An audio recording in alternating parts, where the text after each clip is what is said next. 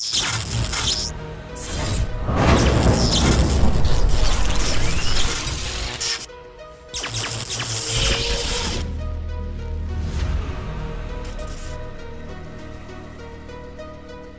spoken to many of my friends who hunt. None of them own semi-automatic weapons or use them for hunting. None of them have large capacity magazines. G4 and G46 specifically address assault weapons. Assault-style firearms. Automatic weapons. Assault-style rifles. An assault-style firearm. Powerful, rapid-fire, quick-loading weapons. Assault weapons. And assault-style rifles, large capacity magazines. Definitions are critical. Perfect! We have heard a lot of statements repeatedly about assault-style firearms, large capacity magazines. We know magazines that are pinned higher than 5 are already prohibited in this country. We've heard automatic assault style rifles, and I'm really concerned about the use of that terminology, leaving Canadians to believe that we have automatic rifles. What is an assault style rifle? An assault style firearm would be a fully automatic firearm that fires an intermediate power cartridge. The German Sturmgewehr or the original fully automatic AK-47s, those are assault firearms. Those have been illegal for private individuals to have since 77, 78. Assault style, basically they're suggesting anything that looks like that. Military style, it's pretty much a meaningless term. It is somewhat ludicrous to create a term and then create a definition to try and match that term. Canadian Doctors for Protections from Guns has met with the Liberals 22 times in the last few years. On July 6, 2020, you had tweeted out, "Honestly, it's the guns, ban civilian ownership of guns." January 15th, 2019, you said no civilians need access to guns. Other issues as well, and you are a constituent. I'd like to clarify, please. It's a misrepresentation. That's a misrepresentation. That's just the words that you wrote, ma'am, respectfully on Twitter. I read them verbatim. We already have a classification system in Canada. We have non-restricted, we have restricted, there are prohibited firearms. Isn't it true, Dr. Bryant, that every single firearm that is used by civilians in Canada has to be approved by the RCMP? I believe so, yes. For some people to say that these firearms, semi-automatic hunting rifles and shotguns, are not legitimate for civilian use, the RCMP has approved these for legitimate civilian use. That is correct? In fact, in the case of many restricted firearms, the individual was specifically authorized to acquire that specific firearm for a sporting purpose.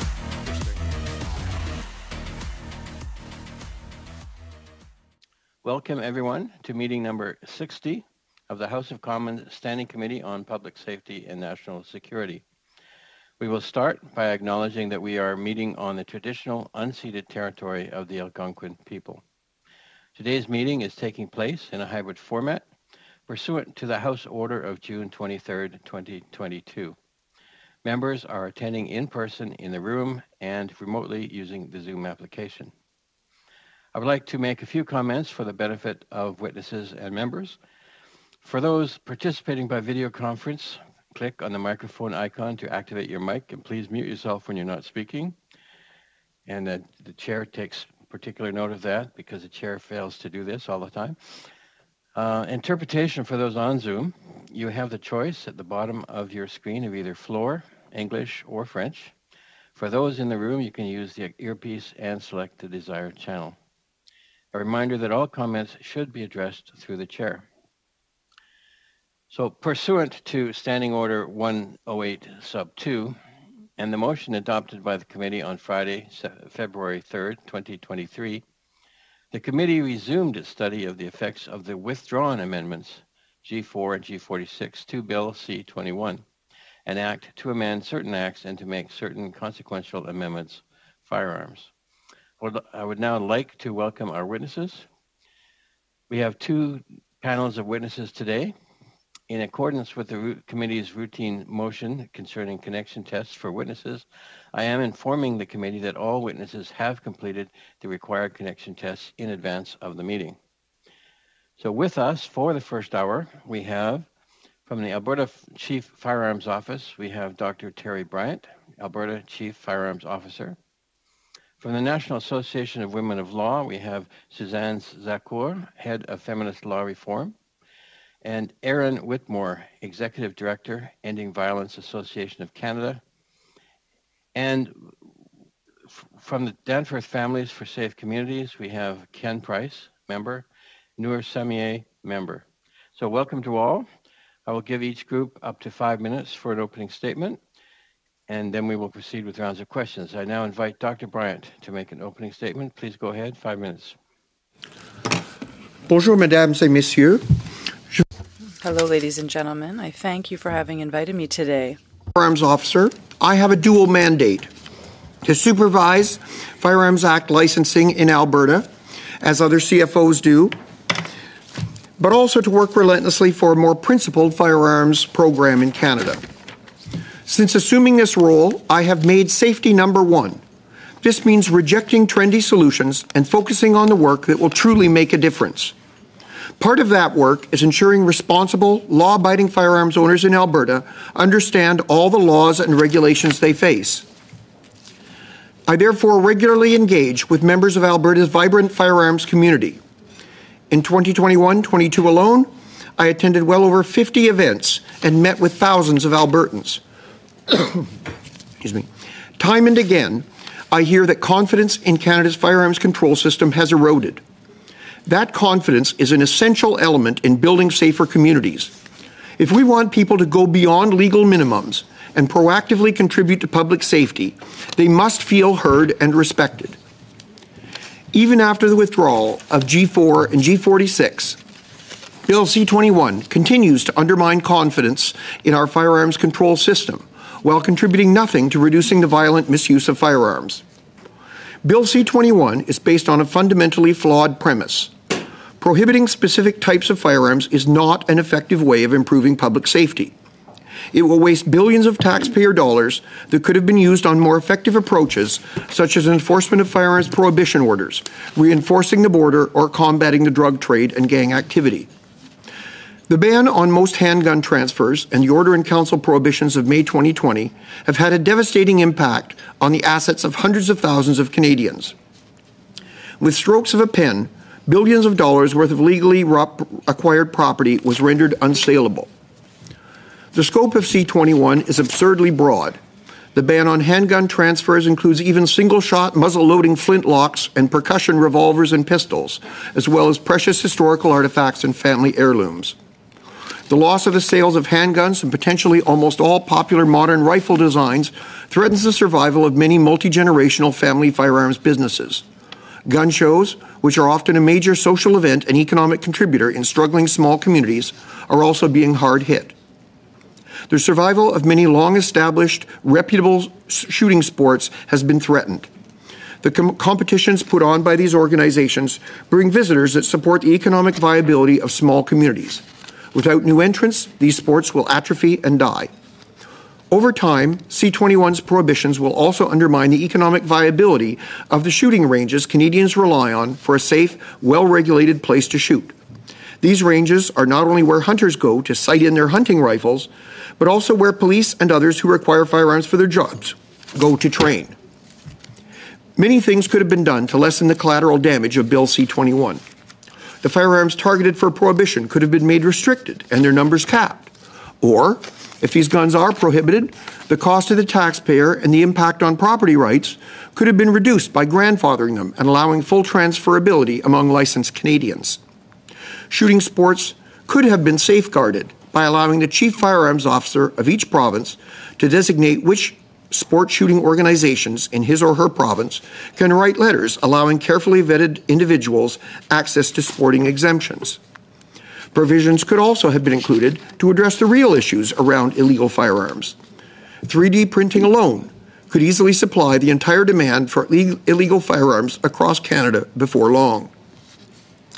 Regulating 3D printing without destroying new industries like video game development will require new and smarter approaches. The fact that Bill C-21 does not include any such damage reduction measures reinforces the conclusion that the goal of this bill is demonstratively not about public safety, but an attempt to destroy long-established communities of law-abiding firearms owners across the country by targeting their property.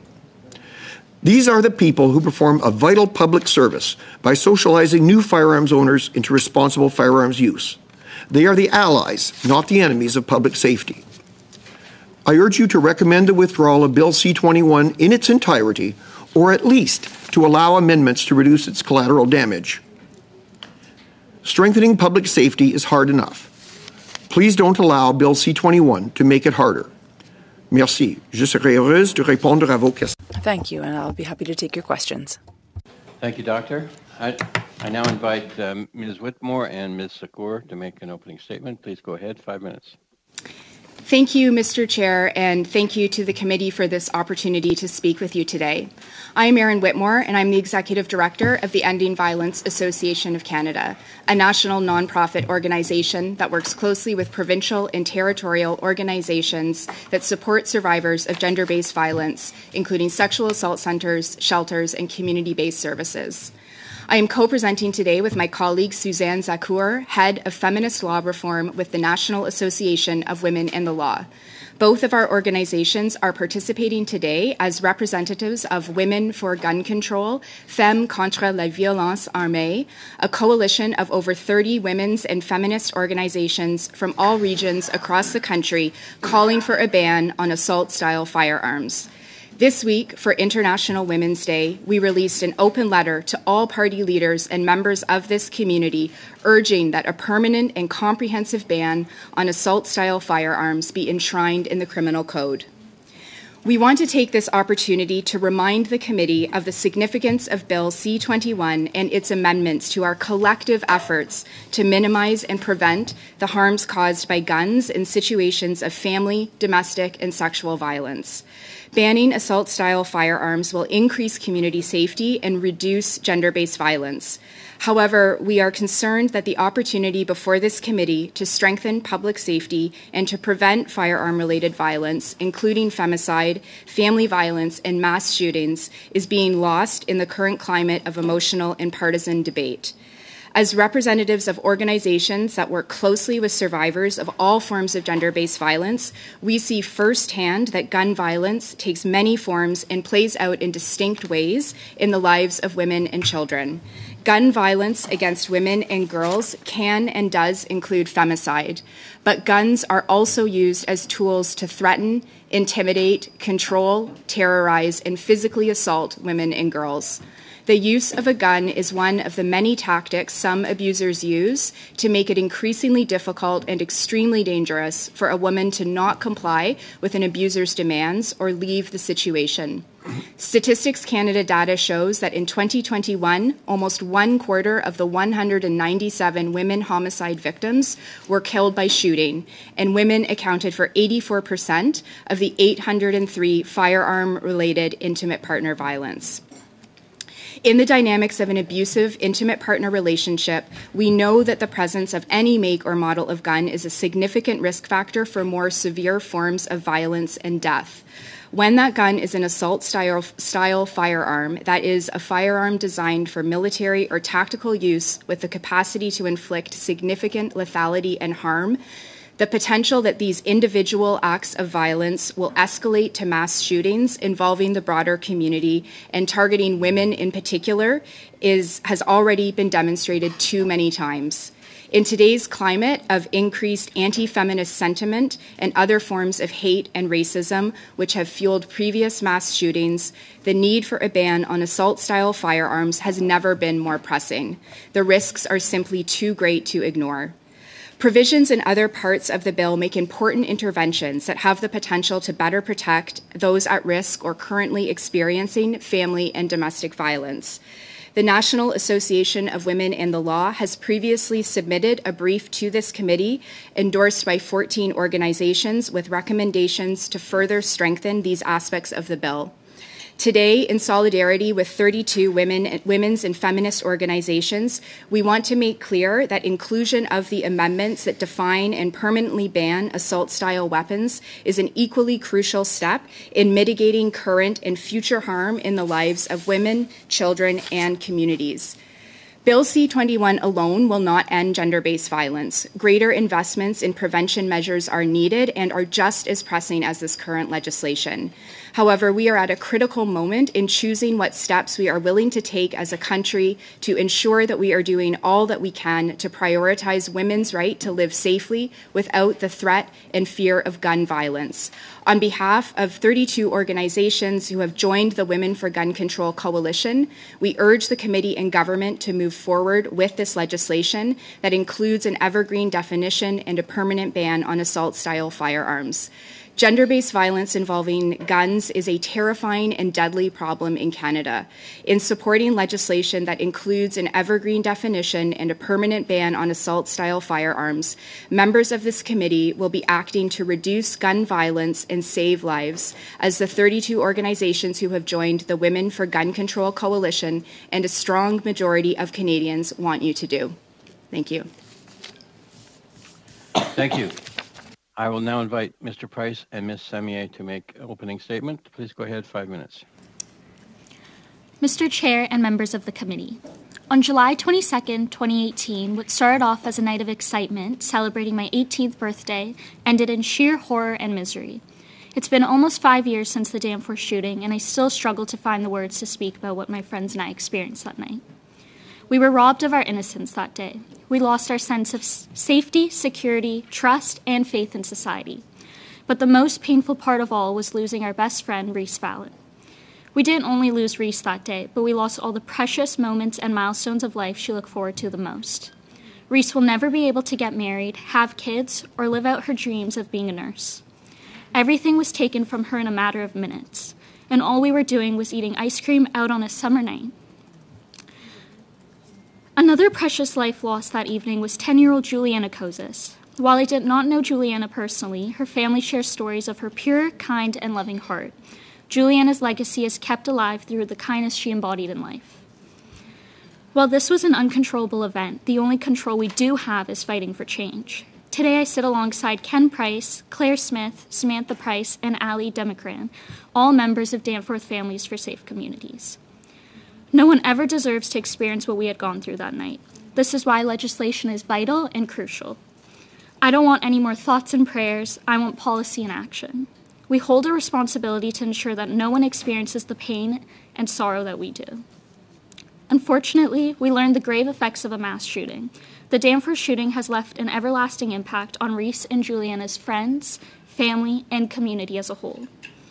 To those that have tried to minimize this grief to defend their position, just know that gun violence is felt widely, deeply, and profoundly, and it does not simply just go away. Our presence here today is a reminder of what happens when guns are used for violent ends.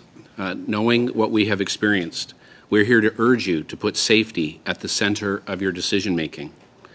There is evidence of a proliferation of powerful, rapid-fire, quick-loading weapons, and these have been used for violence among the citizens that this government must help to protect.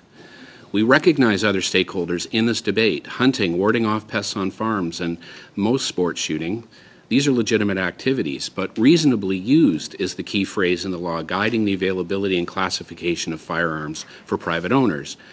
Recognizing the lethal power of all guns, that should mean asking first why a particular gun is needed to accommodate an activity, not just letting industry and enthusiasm push new weapons into the mix. Permit firearms cautiously, because, as has been noted, any gun can be a weapon, and the more powerful, the more lethal. The government has taken steps in the past, in the law, to protect the public from categories of weapons. The risk outweighed the utility, and we must now recognize and mitigate the unacceptable risks we face in current times, enabled by modern handguns and assault-style rifles. So we support Bill C-21. It is wide-reaching, and not just about gun bans, because addressing gun violence needs a multifaceted approach. Bill C-21 does modernize gun control to reflect that in the last 25 years or so, we added a bunch of assault-style rifles and allowed 1 million handguns into the hands of private owners. And even with higher levels of training and scrutiny for those we restricted, and sometimes because we didn't restrict them, the availability of these guns has contributed to poorer public safety outcomes. We have followed the debate on Bill C-21. We think the legislation could be improved in some areas, and we've made prior comments on that. But as G4 and G46 have been debated, we support the idea of a legally enshrined definition of what an assault-style rifle is, a lawful ceiling that would be clearer for stakeholders. Relying solely on Governor and Council has led to obvious inconsistency and has permitted a proliferation of guns used in some of the most notorious shootings in Canada. And what the latest StatsCan report on gun violence in 2021 said to us is that while we dither, more preventable deaths have occurred. The problem is still significant, it is national, and it is more profound than in countries worth benchmarking. So let's get G4, 46, and other amendments into the bill. Let's get Bill C-21 passed. Mr. Chair, time is of the essence. Thank you for your attention to this complex and important issue, and thank you for including us today. Thank you all for your opening remarks. We'll start our questioning now with Mr. Lloyd. Mr. Lloyd, please go ahead, 6 minutes. Thank you, Mr. Chair, and I want to thank all the witnesses for coming here today. My first question to the National Association of Women in Law, in your email or letter that you sent to us on March 7th, you said that the presence of firearms in a household where there is intimate partner violence significantly increases the risk that women will be killed. And at face value, I accept that argument. However, there's no evidence to suggest that merely owning a firearm makes somebody more likely to commit an act of intimate personal violence. Isn't that correct? Is there any evidence? I don't see any compelling evidence to suggest that. I will answer this question. Thank you, Mr. Chair, for the opportunity to answer the question. It's important to know that intimate partner violence is often not reported. It's often invisible. Coercive control is not even necessarily criminalized. So it's not that simple to say that it's only where there is intimate partner violence that a gun is dangerous, because it is difficult to, or perhaps impossible to know in advance in which families there will be intimate partner violence. I appreciate that. And I really appreciate what you said about preventative, because we know in cases where there is a femicide, it's not usually like you wouldn't say that's the first thing that happens. There's lots of warning signs that lead up to that happening. Isn't that true? This isn't something that just happens and there was no warning signs leading up to it. This is something that there's a long trail of events leading up to these things oftentimes. Isn't that correct? Question. Thank you for that. It's certainly in some cases there are warning signs, but unfortunately we really are lacking in strong data to fully understand the intersection of intimate partner violence and firearms in women's lives. The evidence that we do have, though, indicates that there is an increased risk for extreme forms of violence and death. For our coalition and members of our coalition, this is enough evidence to support the implementation of this legislation. Thank you for that. My next question is for Dr. Bryant. We already have a classification system in Canada. We have non-restricted, we have restricted, there are prohibited firearms. Isn't it true, Dr. Bryant, that every single firearm that is used by civilians in Canada has to be approved by the RCMP? Isn't that correct, Dr. Bryant? I believe so, yes. So for some people to say that these firearms, semi-automatic hunting rifles and shotguns, are not legitimate for civilian use, the RCMP has approved these for legitimate civilian use. That is correct? In fact, in the case of many restricted firearms, the individual was specifically authorized to acquire that specific firearm for a sporting purpose. Interesting. Dr. Bryant, I already believe we have an evergreen definition in Canada. As we said, we have non-restricted, we have restricted, and we have prohibited. And these are based on functional capabilities of firearms, wouldn't you say? It's not based upon how the firearm looks. It's based upon what the firearm is capable of. Isn't that correct? There is certainly an element of that, although I think there are a great many logical inconsistencies in the way that we have categorized, particularly the definition between, for example, restricted and prohibited firearms. Many of those are sort of more a matter of historical accident and political compromises than any actual intent. So there are firearms that are completely useless for any violent purpose, but are categorized in the highest category. So what I'm saying is, in general, there are many things that are put into the higher categories that probably shouldn't be there. Now, would you say in your experience that when the RCMP is reviewing a firearm to be classified in Canada, that they probably, or in almost all cases, err on the side of being more restrictive or less restrictive in their classification of those firearms? I would say overall much more restrictive. Okay. And when we're talking about the evergreen definition that the Liberals put forward in the amendments we're discussing today, semi-automatic center-fire rifles and shotguns that have the capability of accepting a magazine over 5 cartridges for the type that the gun was originally designed for. In your vast experience with firearms, this amendment would cover a wide variety of commonly used rifles, hunting rifles and shotguns. Isn't that correct? I believe so, yes. In fact, I have, to give one example, Model 1907 Winchester was designed in 1907, produced from 1907 on, had a 5-shot capacity, but later some magazines were made that did have higher capacities, and this gun, which was explicitly designed for medium game shooting like deer, well over 100 years ago, could well be covered. Do you think, as some people have said, that concerns about these Liberal amendments and their impact on hunting rifles and shotguns was an act of blatant disinformation? Like, was that disinformation to say that these amendments would ban legitimately used hunting rifles and shotguns? I do not believe that it was disinformation to state that. I believe it was simply a matter of fact. Many firearms that I know, I have friends who have used them personally for deer hunting for many years, would be covered.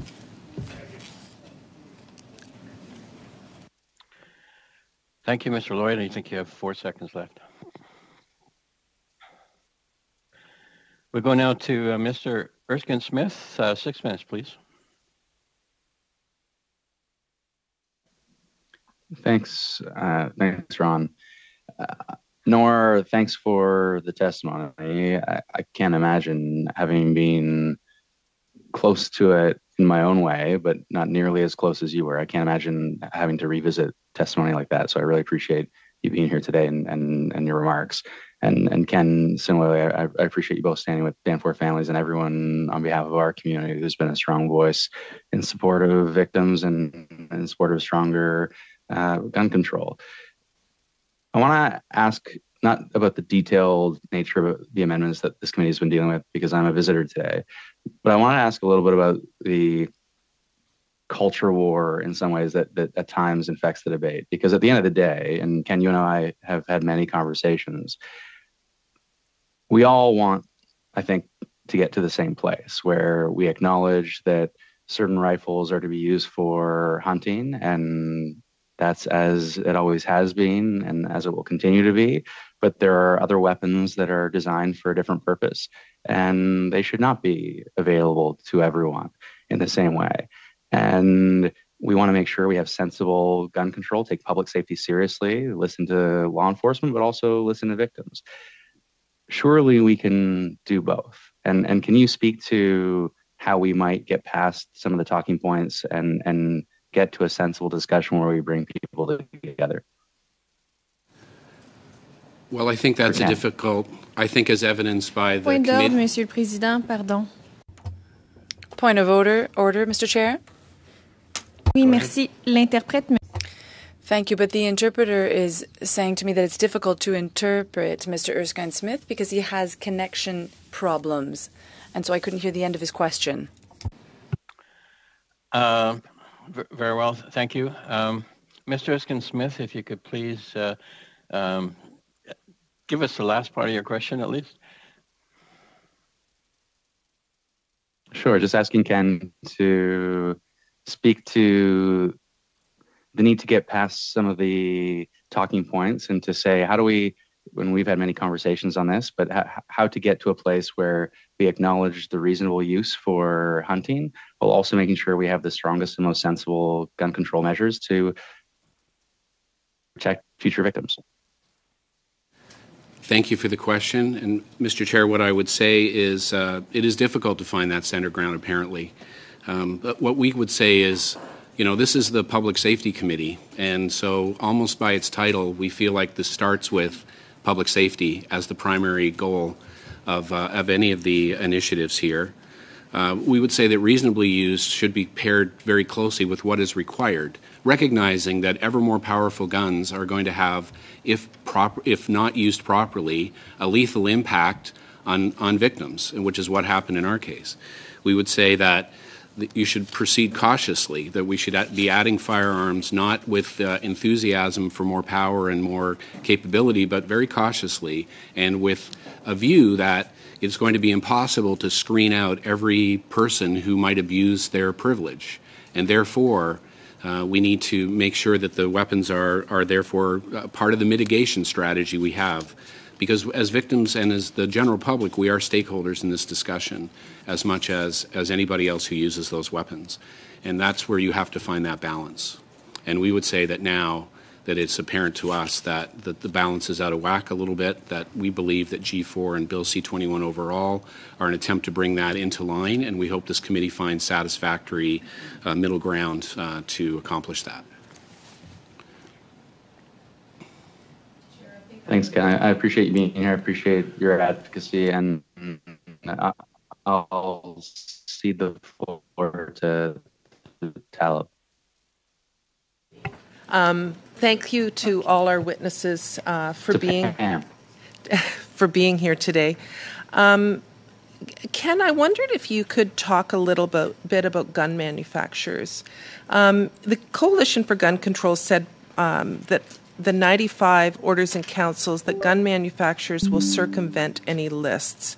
And so that's one of the reasons why they called for a clear definition. I wondered if you could just comment on that. Well, again, maybe as an observer, I'll make two observations. Number one, yesterday, the article that was in the Montreal Gazette, and I think it was in the Ottawa Citizen, that talked very specifically about new guns coming to the market that are really, designed to circumvent some of the provisions to be designed to be able to accept, for example, large capacity magazines, and there being evidence of communication around that. So I would say that the other part that I find curious is that I think with the exception of Wolverine, who's a distributor, we don't really see manufacturers at the table, and I don't know if that's a product of the committee or a product of resistance, but it would certainly, we're going, if G4 passes, and even in the current legislation, it would be interesting to hear their perspective. They're the ones that are designing these guns, and what is their intention in their design? Will they abide by the 5 capacity, the five cartridge magazine capacity rule that G4 will establish? I think we need to hear their voice. And I'd like to thank the National Association for Women in the Law for the letter that you released, and I encourage people to read it and also to read the 32 organizations that have added their name to it. I always find it disturbing that gender-based violence gets minimized when there's a firearm in the home. Can you talk a little bit about coercive control and how firearms are used in those situations, Dr. Whitmore? Sure. Yes, thank you very much for that question. And one of the things that we wanted to bring attention to the committee is the reality that gun violence looks different in the lives of women and girls than it does in men. Not only can guns lead to femicide or murder, but they are also used as tools to control and threaten women who are living in abusive situations. I personally have worked with women, and many of the the organizations that are part of our coalition work daily with women who experience sexual and physical assault by partners who own a firearm, and the presence of that firearm in the home makes it much more difficult to leave a situation or reach out for help. It also makes it extremely dangerous. I also want to draw attention to the fact that gun violence in women's lives is not the same for all women as well, and it's important to understand those distinctions. We know that Indigenous women, racialized women, women with disabilities also face increased risk for different forms of violence, and we need to take these into account. Thank you. Thank you, Ms. Damoff. I've kind of lost control of my timer, but I believe that's your time, plus or minus a few seconds, so I apologize. On y va maintenant, Madame Michaud. Now over to Ms. Michaud. Please go ahead. 6 minutes. Thank you very much, Mr. Chair, and thank you to the witnesses for your presence here this morning. It's very much appreciated. Mr. Price, you unfortunately maybe became a regular here at the committee, but can you hear me okay? If you click on the button, are you hearing English? Can we just stop the timer for one moment, Mr. Chair, to make sure that witnesses are hearing me well? Can you hear me now? Great. Thank you very much for being here. You were referring earlier with my colleague Damoff to the article that appeared yesterday in the Montreal Gazette and the Ottawa Citizen.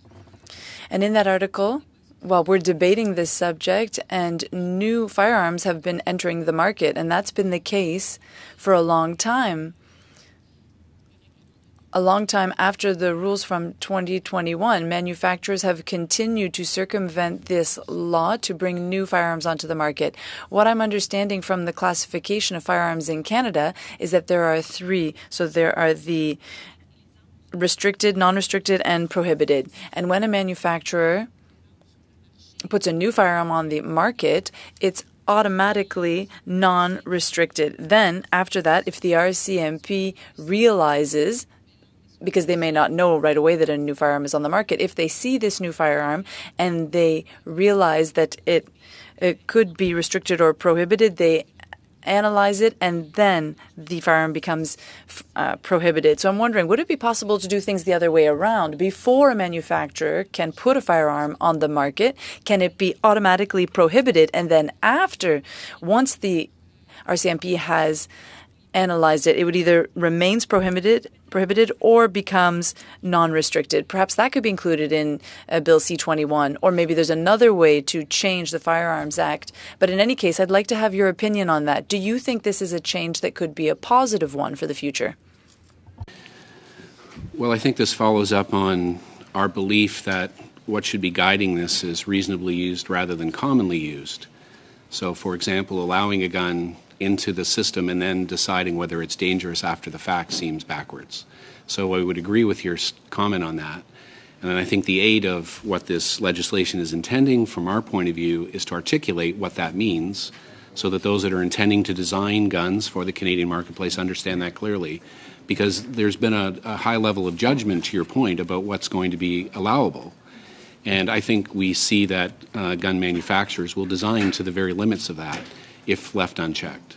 So that we would support that, and that's why we're supporting this more reasonably driven, proactive approach and a clearer articulation of what is allowable and not.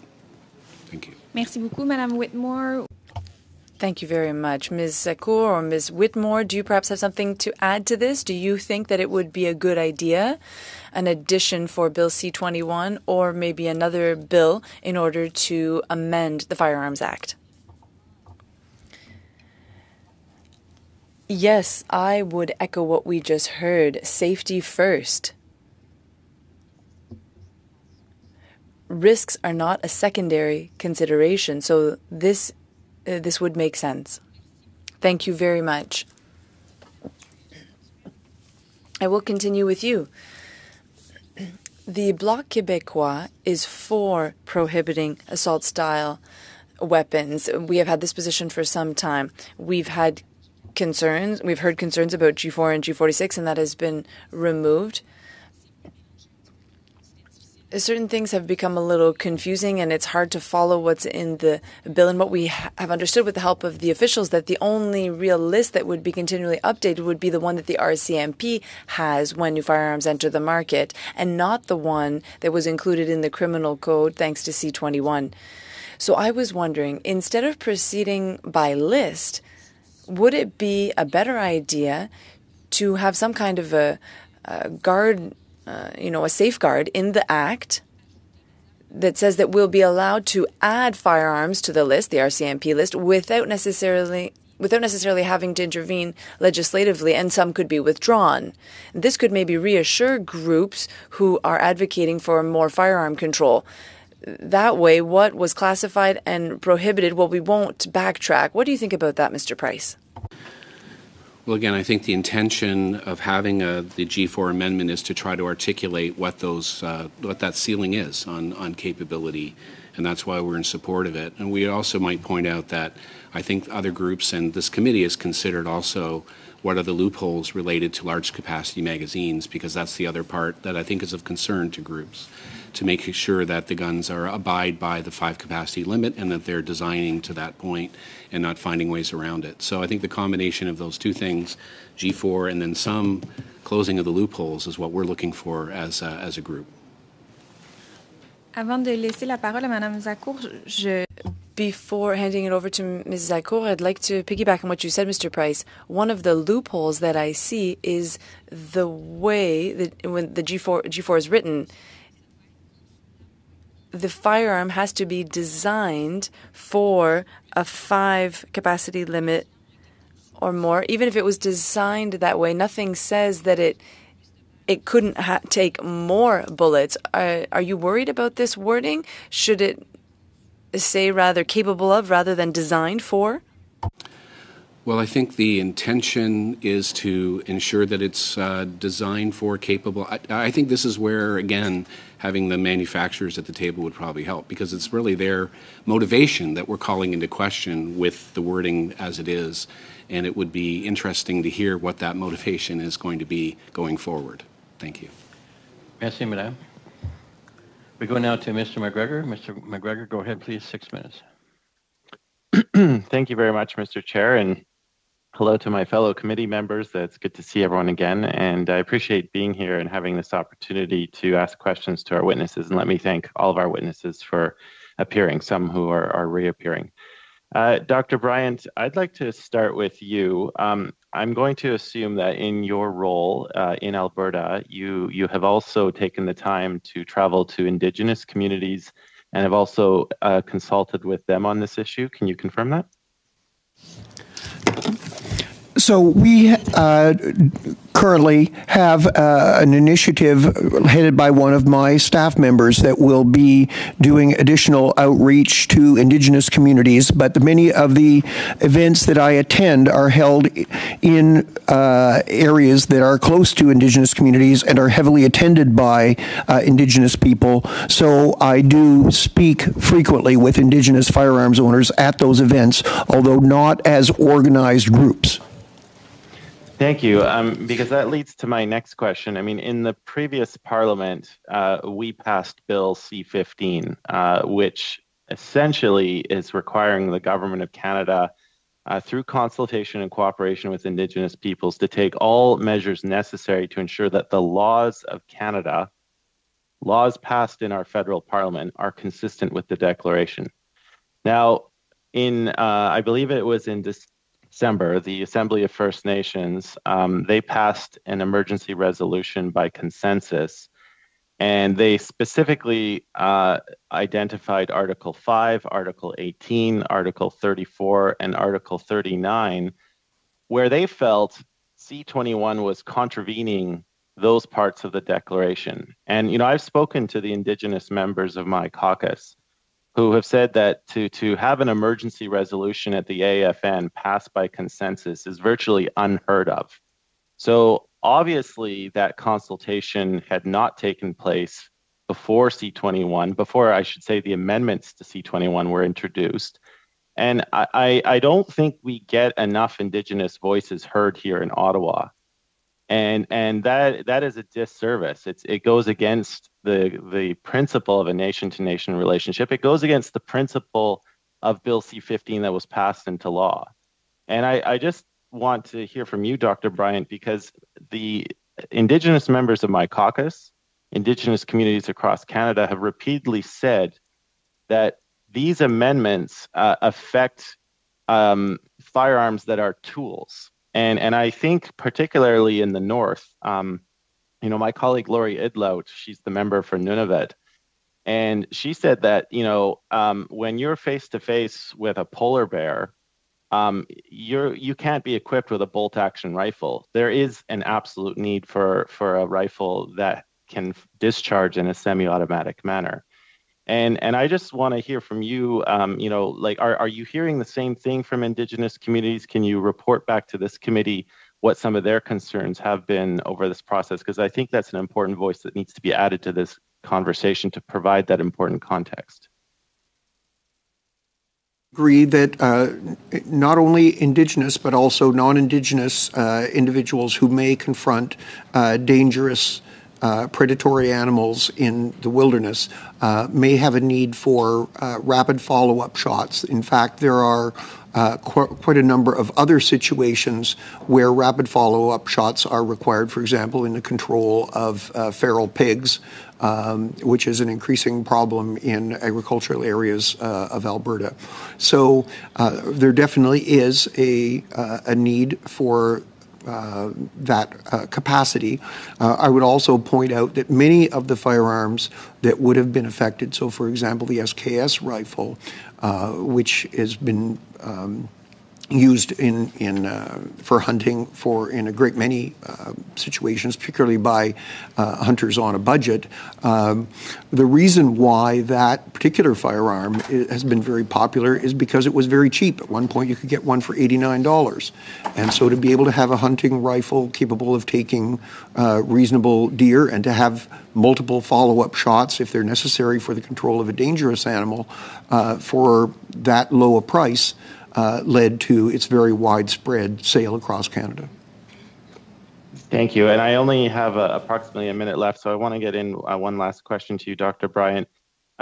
In your opening remarks, you had made some suggestions about amendments that could be proposed to C-21, and you did make mention of the possibility of using the firearms that were listed in both Amendment G46, but also codified by G4, as moving that classification to a restricted category.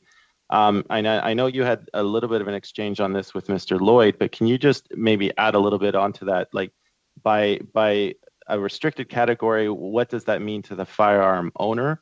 What additional safety steps are in place for the classification of a restricted firearm? And I'm also assuming that an exemption might have to be needed to allow some of those firearms to be used in a hunting purposes, because currently restricted firearms can only legally travel between your home and the range, or a special authorization is needed if you're moving places of residence. Yes. So if they were restricted firearms, then first of all, they would be registered. So currently many, but not all, of the firearms that are under discussion here are registered. This would ensure that they would all be registered. That would mean that chief firearms officers would have some greater degree of control over who was allowed to possess them in particular jurisdictions. It also means that those firearms would be, you would have to have a restricted firearms license in order to own them. That involves an additional step. It means, so for example, in the case of situations where there are allegations of spousal violence, that those firearms could be removed from the home. I would hasten to point out, actually, that we take a very aggressive stance on spousal violence issues in Alberta, particularly since I took over. Sorry, Doctor, I have to cut you off there. Okay, thank you. Thank you, Mr. MacGregor. We'll start our second round of questions now with Mr. Motz. Mr. Motz, please go ahead, 5 minutes. Thank you very much, Chair, and thank you, witnesses, for being here today. We have heard a lot of statements repeatedly about assault-style firearms, about large-capacity magazines. We know magazines that are pinned higher than 5 are already prohibited in this country and have been for a while. We've heard automatic style. Right, we had a witness at our committee this past Tuesday that mentioned automatic assault-style rifles. We've heard it again today. We've got assault-style rifles being mentioned. And I'm really concerned about the use of that terminology consistently, leaving Canadians to believe that we have automatic rifles legal in this country, and there's no clear definition of what is an assault style rifle. And it's what's even more troubling is this same nonsensical, undefined terminology has been repeated by this government when they refer to the May 2020 Modern Council military-style assault weapons that they want to prohibit. Now, G4, in my opinion, was a failed attempt to redefine what makes a firearm prohibited. And which included, semi-automatic hunting rifles and shotguns. And as my colleague, Mr. Lloyd, has said, that a gun should be classified on what it does, what it's capable of, not by what it looks like. So, Dr. Bryant, with your expertise in this area, can you set the record straight for us? For Canadians who don't know, what is an automatic firearm? Are they legal in Canada? When were they prohibited? What is a military-style assault weapon? And do you think it's ludicrous that a government would invent a term and then try to find a definition for it, including firearms that may fit into that definition? Okay, thank you. So, first of all, fully automatic firearms are firearms where when one pulls the trigger, the firearm continues to discharge as long as there's ammunition. So basically what most people would call a machine gun. Those have been illegal for private individuals to have since 77, 78, the approximate year.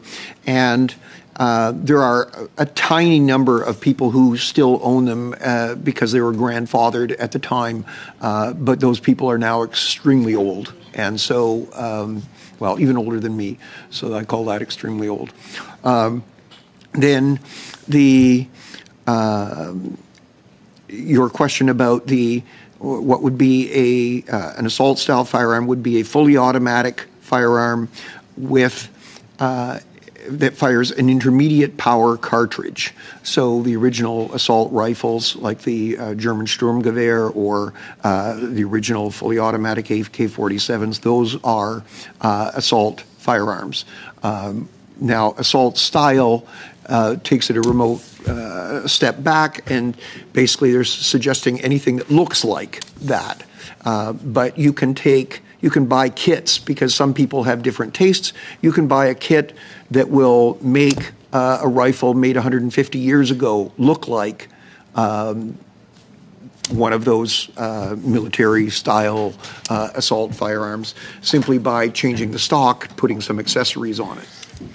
So I'm not sure that I got all of your question. It was fairly long. So we've heard the government talk. We've heard Dr. Bryant and the government speak about military-style assault weapons. Is that what you're referring to when you define them as a one pull of the trigger, continuous fire until they're out of ammunition? So that's what they say they're trying to prohibit. Have they hit the mark with their prohibitions in this country, or proposed prohibitions, so that they're banning military-style assault weapons that really don't exist anyway legally? Well, what I defined was an assault weapon. The term, as I suggested, military style is, it's sort of like is that a modern style of a suit or a modern style of car? It's sort of, it's much is in the eye of the beholder. And so it's pretty much a meaningless term. And so it is, as you've suggested before, somewhat ludicrous to create a term and then create a definition to try and match that term. In your opinion, Dr. Bryant, will prohibiting hunting rifles and shotguns, as was previously planned in G4, which the government is still trying to find a definition for, of the firearms they want to prohibit, and that were listed in G46, will that have any measurable, even with the full list that they had proposed initially, would that have any measurable impact, positive impact on public safety in this country? The short answer is no. The slightly longer answer is what's important is not what kind of a gun someone has. It's whether they're allowed to have a gun at all. And that's why in Alberta we have focused on improving our screening process, including having subject matter experts on spousal violence, including greater training on a wide range of factors to ensure that anyone who gets a firearms license deserves to have one, and why we are ramping up our staffing to ensure prompter attention to any cases, that those rare cases where someone who has a license becomes a person who shouldn't have a license, that we can follow up on that promptly in order to ensure public safety. Thank you, Mr. Motz. We'll go now to Mr. Chiang. Mr. Chiang, go ahead, please. 5 minutes.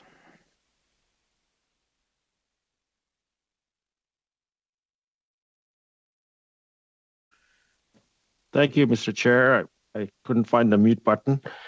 I'd like to thank all the witnesses this morning for joining us. I appreciate your time and support on this. My question is for Mr. Ken Price and for the Danforth family. Personally, my niece was on the same synchronized sewing team as Juliana Korsak. So there is some connection for me. It may be indirectly, but there is some connection for me in regards to what happened on the Danforth that night. Mr. Price, just confirming the Danforth families support the creation and enshrinement into law of a definition of what an assault-style firearm is. Is that correct? You support that? Yes, we do.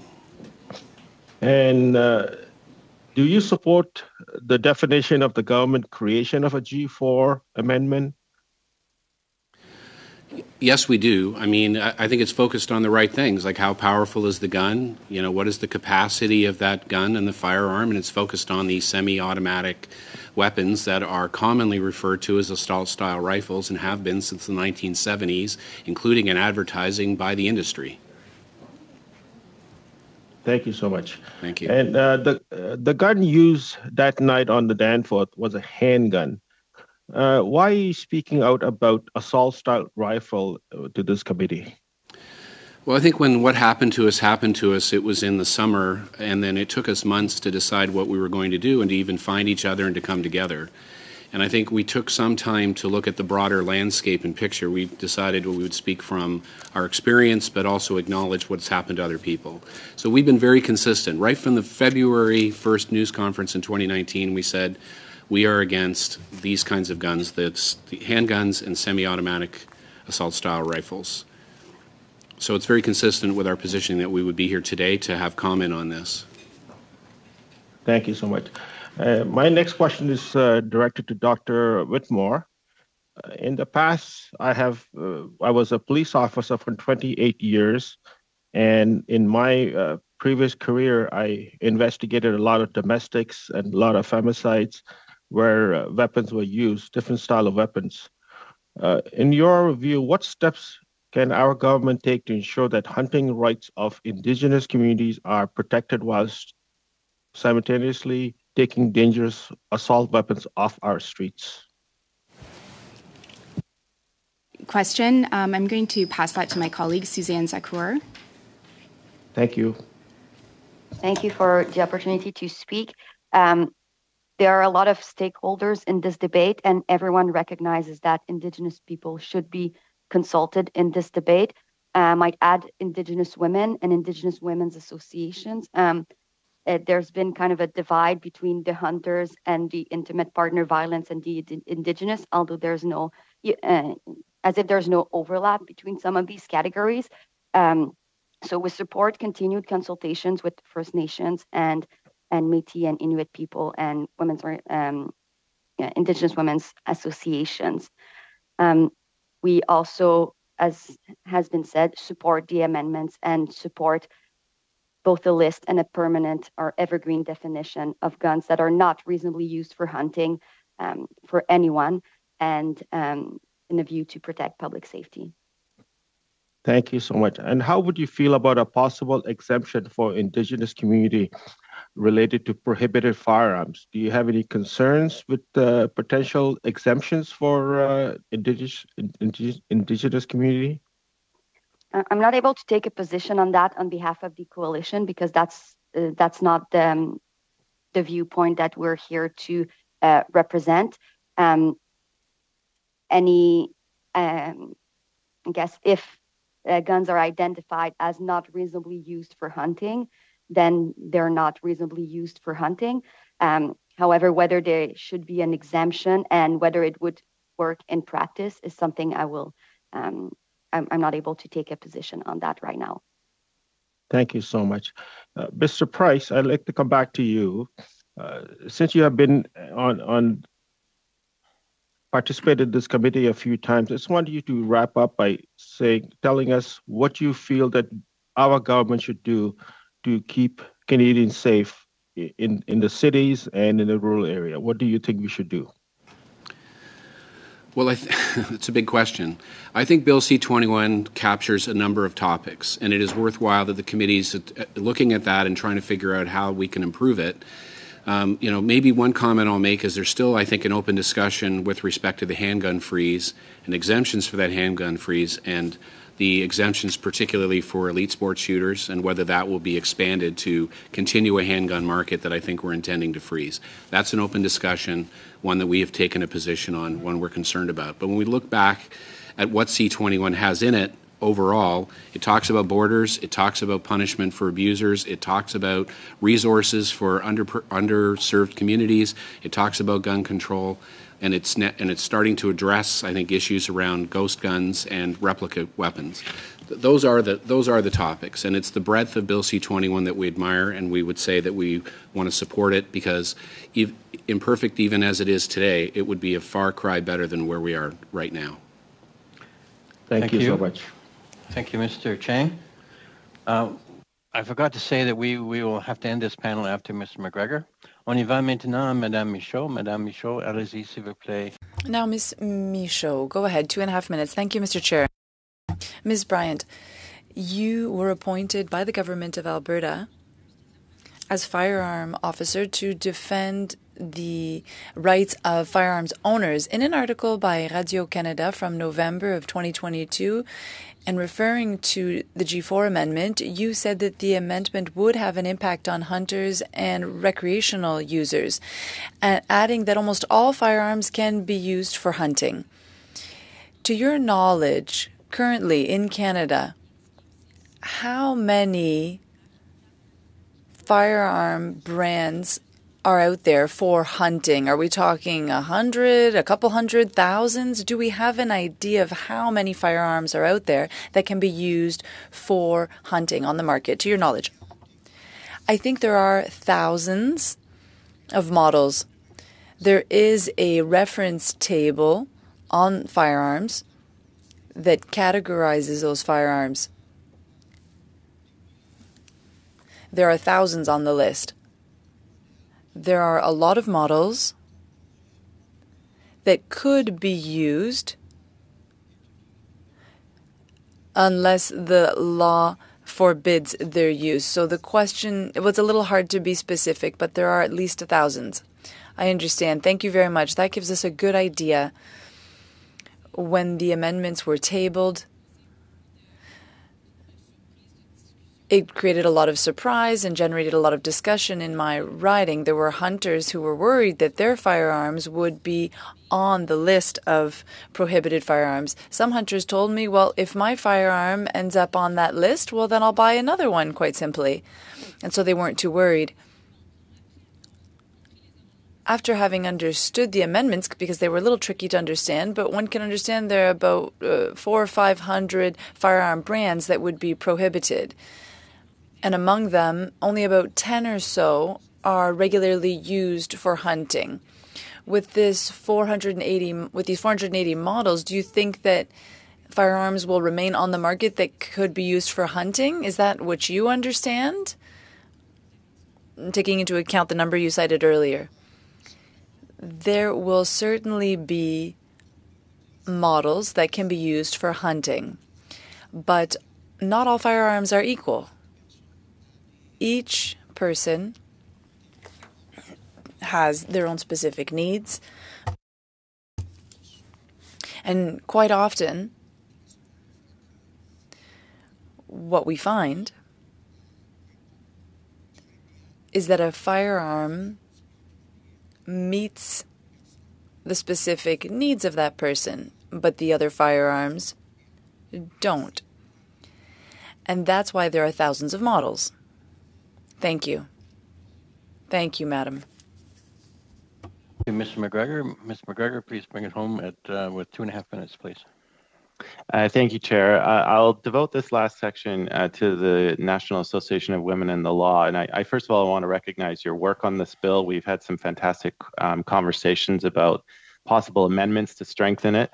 And I think one of the unfortunate things about Amendment G4 and G46 is that they have sucked all of the oxygen out of the room when talking about C21 in general. Because in my view, when you look at the middle clauses of this bill, especially the ones that empower chief firearms officers to be much more vigilant in revoking licenses if there is ever any suspected domestic abuse or violence going on, I believe those clauses of the bill, in fact, are probably much more effective in terms of public safety. And I was also very interested in Dr. Bryant opening a suggestion as maybe a halfway measure of the possibility of using the classification of restricted so that the firearms in question, in fact, have to be registered. There's the need for a restricted possession and authorization license, and there's much more stringent requirements put in place. Because I think, a firearm, no matter its make or model, if it's in the hands of the wrong person, if it's in a home where domestic violence is present, any firearm is going to be dangerous.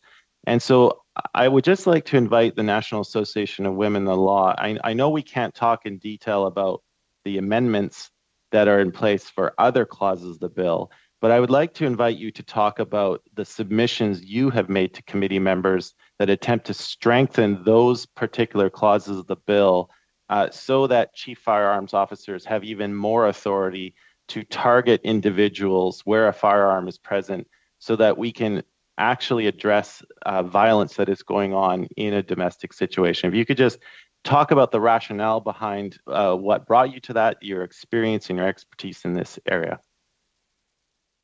I appreciate the question. I want to add a little pre-answer. That is, every time we take position on anything, we're always asked, is there not another way, a better way? And is that going to be sufficient? And every time we say, we want to reach full equality and we'll take every necessary step. And we don't believe in choosing between two ways to, two partial ways to make women safe. That being said, I appreciate the opportunity to talk about the other proposals we've made regarding Bill C-21.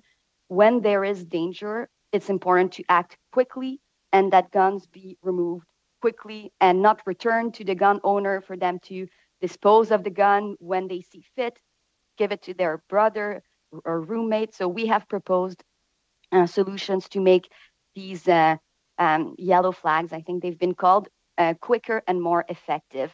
And we've also made suggestions regarding the protection orders and how it should, people who are currently subject to a protection order should be ineligible to have guns. And we also understand that this would have limited use for public officers that are not subject to the same regime, but that it would be useful to target some gun owners who engage in family violence. And I also want to respond to the idea that the air has been kind of sucked out of the rest of the discussion. And that is certainly true, that there's been an escalation of the debate. I believe disinformation is part of the reason we hear questions about automatic weapons, which are not part of the debate. We hear questions about the way a gun looks, which I've read the amendments and there's nothing about color. So there's some kind of disinformation going on.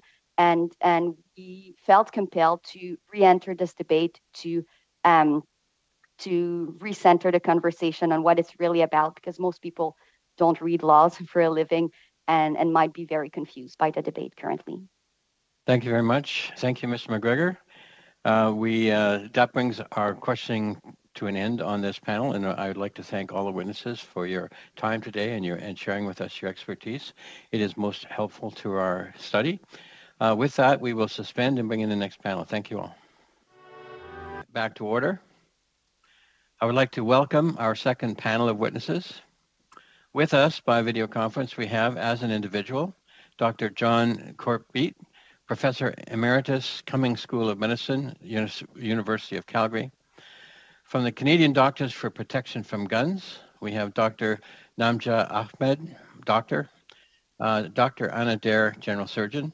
And from Nunavut Association of Municipalities, we have Mr. Joe Savikataaq, President. So welcome to you all. Thank you for being here. I will give each group opportunity for an up to 5 minutes of opening statement, after which we will proceed with rounds of questions. I will invite Dr. Kortbeek to make an opening statement. Please go ahead, sir, 5 minutes. Thank you very much, Mr. Chair, Vice Chairs, members of the committee. I appreciate the privilege of presenting this morning. My name is John Kortbeek. I'm a recently retired physician who practiced trauma, general surgery, and critical care in Calgary for over 3 decades. I also held a number of leadership positions, including head of trauma services in Calgary. I was chairman of the Department of Surgery at the University of Calgary and Calgary Zone for 10 years, served as president of the Trauma Association of Canada, and as a governor for the American College of Surgeons. I also recently served as a director for Canadian Doctors for Protection from Guns until my retirement. I had an early introduction to the effectiveness and power of policy and legislation when I completed my surgery and critical care training in Canada. I traveled to the southern United States to pursue a trauma fellowship and resuscitated and operated on 6 gunshot wounds that first night. That was more than I'd seen in my entire residency at that time in Calgary. When I returned to Canada, I was fortunate to bear witness to significant improvements in our trauma systems and trauma care over the subsequent decades. Today in Canada, if you arrive at a trauma center following a gunshot wound and you don't have a head injury and you do have a blood pressure, you have a reasonable chance of surviving. That comes at a cost, and that cost may be prolonged stays in the intensive care unit on a ventilator, days, weeks, or months in hospital, multiple operations by multiple specialists, and prolonged rehab. After discharge, we follow these patients for weeks, months, and in some cases, years to manage their complications. Often they need reoperations for correction of their bowel stomas, reoperations for bowel obstruction, debridement of ulcers, referral to chronic pain specialists, etc. There also is a significant mental health cost to this, and many of them cannot return to their former work and pursue a living. As you can imagine, it also has a tremendous effect on their families. My engagement on this issue was precipitated by several things, one of which was I was on call in 2011 when the Claresholm massacre occurred. That involved 4 young college students who were returning from Lethbridge to Calgary. They were pursued by gunmen and shot near Claresholm. 3 died at the scene. 1 presented to our hospital alive. The gunman subsequently died of a self-inflicted gunshot wound. I've seen a lot in my career, but I find that episode particularly troublesome to this day. The other event that was occurring was my colleagues on the trauma service and I, and in ICU, were noticing what we thought was an increase in the number of gunshot wounds we were admitting to our hospital. That was the impetus to do a full literature review, retrieve our trauma registry data, and present citywide critical care rounds at the University of Calgary. Some of that was subsequently reviewed in a podcast on CJS, Canadian Journal of Surgery, Cold Steel. During the rounds, we were able to substantiate the significant increase in admissions to our hospitals for gunshot wounds. We pulled Edmonton and Calgary data. They more than doubled in 10 years, despite a 20% increase in the population. Today, gunshot wound admissions are a weekly event in both Edmonton and Calgary, with about 100 a year. We also, through the literature review, were able to substantiate the good evidence in the literature that there is an association between the number of guns in a community or society, particularly handguns and endemic gun violence, and the association with the presence and access to semi-automatic weapons with large capacity magazines and multiple and massive shooting events. On a personal note, I don't own a gun, but I did grow up hunting with my father. My family hunts. They own guns. I accompany them on hunts because I like the walk and the venison. I own land in southern Alberta where we allow friends and family to hunt. I've spoken to many of my friends who hunt. None of them own semi-automatic weapons or use them for hunting. None of them have large capacity magazines. So at least for sport and recreation hunting, They're not necessary, at least in the view of my friends, my family, and the people who hunt on my land. In summary, there's clear evidence of an association between access to handguns and endemic gun violence, access to semi-automatic weapons and large capacity magazines, and multiple mass shooting events. And there is good evidence that restriction of access to these weapons reduces endemic gun violence and reduces the number of victims of multiple mass shooting events. Ultimately, it's a choice society has to make. What guns are permissible? What should we allow access to? And what level of gun violence are we willing to accept in our community? Thank you. Thank you, Doctor. We go now to Dr. Ahmed and Dr. Dare to make an opening statement, up to 5 minutes. Please go ahead. Thank you. I am here today as a scientist and a physician, a Canadian citizen and mother. I'm a surgeon and an epidemiologist at the University of Toronto. I did not set out to study firearm deaths or policy. During my postdoctoral fellowship, I examined the major causes of death in the Americas. I was surprised to find that firearm injury was an important cause of premature death, including in Canada, one which can be addressed with a public health science approach. Legislation is widely considered to be the foundation on which effective public health responses to firearm harms are built. G4 and G46 specifically address assault weapons. The public health intent of prohibiting these weapons is to remove from public circulation those firearms which can quickly and efficiently inflict maximal harm on the human body. Assault weapons bans reduce mass shootings. This has been studied in several peer nations who have introduced them. The highest quality studies demonstrate that legislation prohibiting assault weapons and restricting magazine capacity have led to a reduction in 1, the number of mass shootings, and 2, the number of fatalities per event. Australia's National Firearms Act, introduced in 1996 after the country's largest mass shooting, closely resembles Bill C-21. Its definition of assault weapons is similar to the G4 and G46 amendments. Many scholars have analysed the impact of these laws over the past 25 years since they were introduced. There is strong evidence the laws caused reductions in mass shootings in Australia. No public mass shootings occurred in Australia for 23 years after the legislation was adopted. The chance of that happening in the absence of the law change is 1 in 200,000.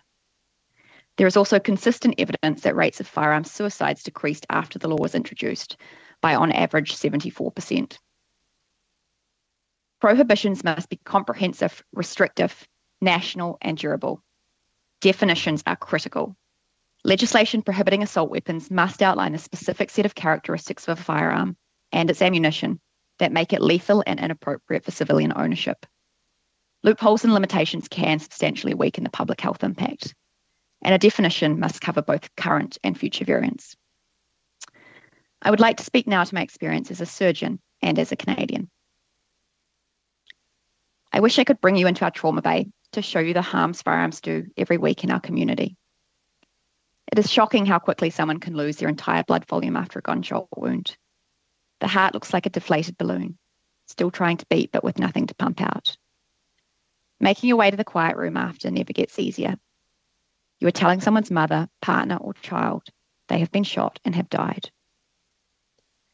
Mass shootings leave an outsized imprint on the national psyche. They strike at the heart of our belief that we live in a safe, tolerant, and peaceful country. The political responses mass shootings engender also define countries on the international stage. Tough on crime is not the answer here. 9 out of the last 10 mass shootings in Canada were reportedly committed by Canadians without a criminal record. Canada is not exceptional in its need to balance firearms ownership and use with public safety. Other countries, including New Zealand, have all been through similar national reckonings. In 2019, following a mass shooting, New Zealand banned semi-automatic rifles and shotguns and further restricted magazine capacity and firearm caliber. Just like in Canada, emotions ran high as the legislation was being crafted. But the conversation has moved on. When the public was polled a year later, 81% supported the law change. 3 years later, my family members in New Zealand and many others still go hunting with legally owned firearms. To practice science is to ask questions. I leave you with these. How do we balance public safety with legitimate firearm use? What are the core values of our society? What trade-offs are we willing to make for fewer deaths, for safer communities? When the next mass shooting happens, will we regret failing to act today? Would we be able to say to someone's family member, I did everything I could? The physicians represented in our organisation and the patients and families across Canada ask that you permanently remove firearms designed to kill people efficiently and quickly from our communities. Thank you. Thank you, Doctor. I now invite Mr. Savikataaq to make an opening statement. 5 minutes, please. Go ahead, sir.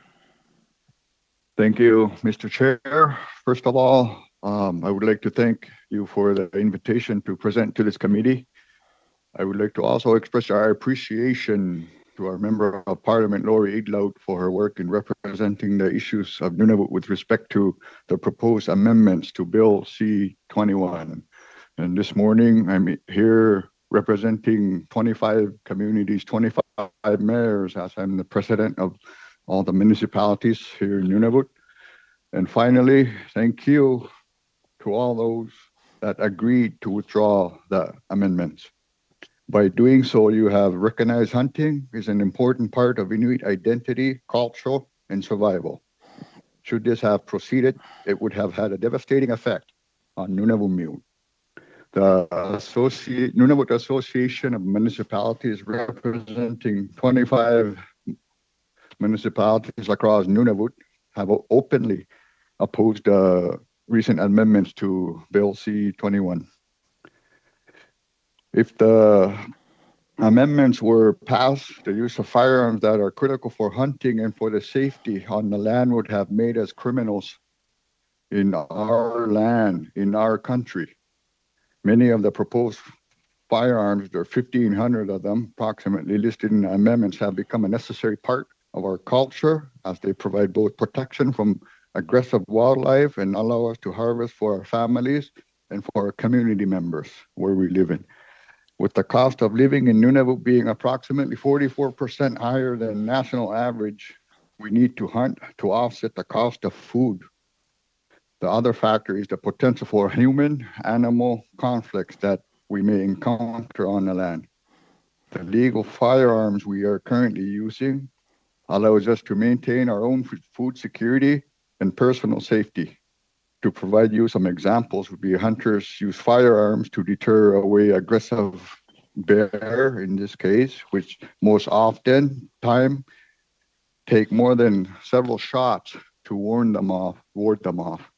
If a bear cannot be scared off and it continues to charge a hunter, the amendments would not allow the peace of mind and the ability of the hunter to return back to their loved ones. If this bill was passed, there would have been more shoot-to-kill situations rather than deterring. This legislation, if it was amended, would have increased fatalities for both wildlife and people. To try reduce gun violence by including the firearms used by law-abiding gun owners for survival, it would have caused hardship to Nunavut. Inuit respect their firearms. It is a tool for survival. Gun owners in Nunavut are licensed with a background check and renewal every 5 years. A national ban on hunting rifles that allows us to maintain our own food security by hunting and personal security while maintaining a cultural lifestyle on the land is continued colonialism and does not respect our way of life. Nunavut was created so our culture and lifestyle would survive. If the intention of these amendments were to improve the safety of humans living in urban areas, it makes total sense on that part. It does not make sense to include the firearms Inuit hunters need to harvest their food from the land and the water. Life is hard enough as it is for Nunavut. Nunavut has the highest rate of Indigenous low-income households, with 22% of the population living below the poverty line in Canada. If these amendments were passed, a hunter providing for his family, the elders, and community by using the right piece of equipment that maintained the safety of the hunter and of the aggressive animals would have unknowingly committed a crime having a prison sentence of possibly up to 10 years. People who take other people's lives often receive less time than this.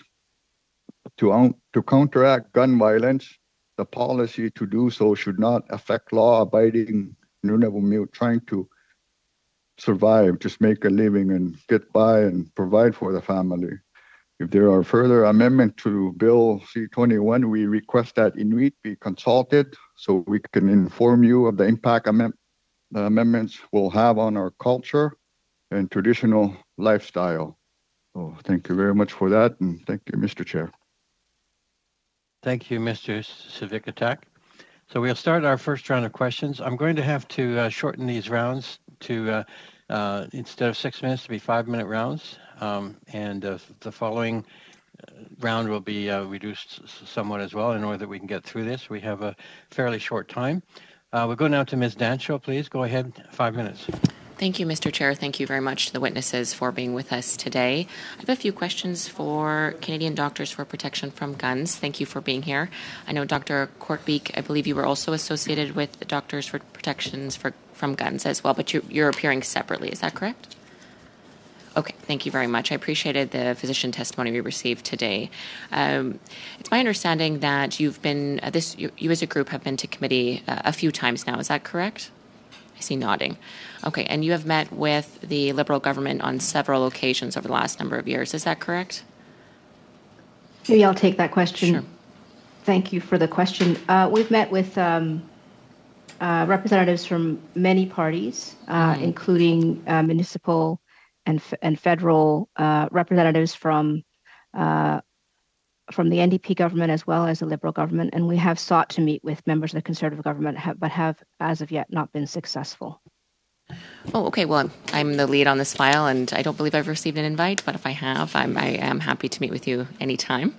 That's good to hear. I know that, absolutely, and I know that you have met with Jagmeet Singh, which is great to see, but specifically with the Liberals since 2019, you've met with them, whether it's the PMO staff, Minister Menachino, Minister Blair, or Minister Freeland. In fact, since 2019, it's been 22 times. Is that correct? That's what I have from the lobbyist registry. I can't verify the number of times. It's true we've been in communication with email communication or phone communication with multiple ministers on this file. That is correct. And I am a constituent of Minister Freeland, and I meet with her on various matters while she's been in government. Great. Yeah, thank you. I'm just taking the numbers from the official lobbyist registry, and I appreciate that. And again, the feedback you've provided to this committee is an important piece of what we're discussing. But Dr. Ahmed, I did want to ask you about a few things. I know that certainly the Canadian Doctors for Protections from Guns has met with the Liberals 22 times in the last few years, and certainly has appeared at committee before. But I did want to ask you about some of the positions you've taken concerning firearms. On July 6, 2020, you had tweeted out that in favor of banning civilian ownership of guns. You said, honestly, it's the guns, ban civilian ownership of guns. On January 15th, may I answer? I'm just going to finish, and then I'll over to you, okay? And then January 15th, 2019, you said no civilians need access to guns on Twitter.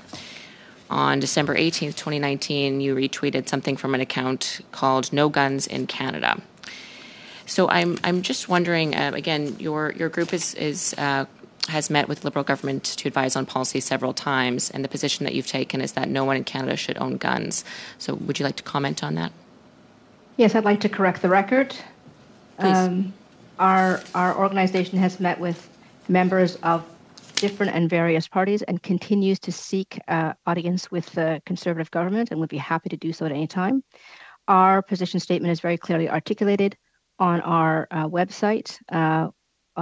We support an evidence-informed policy to reduce harm, death, and injury from guns, including legislation to ban the most lethal types of weapons. Thank you, Dr. Ahmed. Thank you very much. May I finish? I am going to continue. I have a few more questions, but again, I appreciate that you've met with Freeland on other issues as well, and you are a constituent. I'd like to clarify, please, that our organization does not support the banning of civilian ownership of all guns, for the record.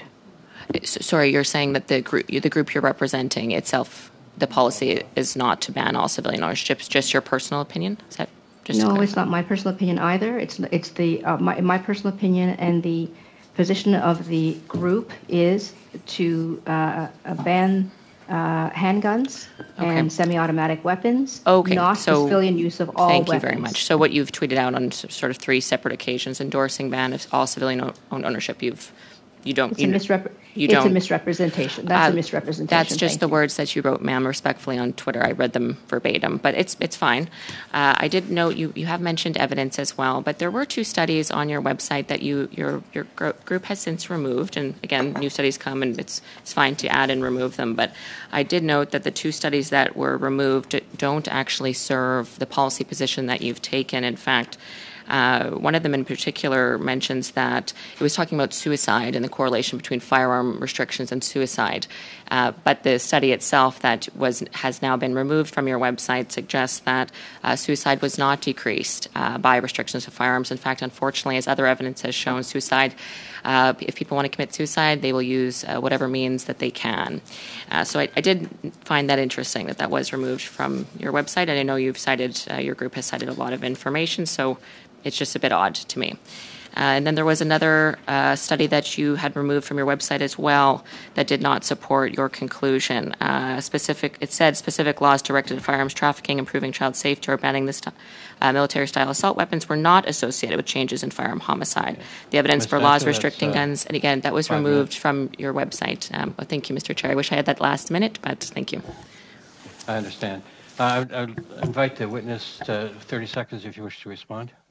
I would just make the point that there's overwhelming evidence internationally that decreasing access to lethal means decreases suicide rates on a national level, on a per population level, and that the majority of people do not substitute a lethal mechanism.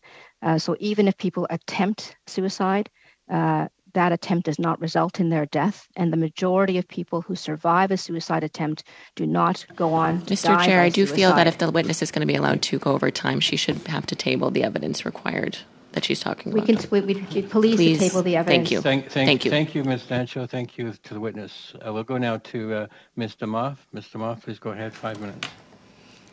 Thank you, and thank you to all of our witnesses for being here today. Dr. Kortbeek, I listened to a podcast that you did that you talked about the burden of injury from firearms, and that burden of injury is why you became involved in this issue. Could you maybe talk about that a little bit? Certainly.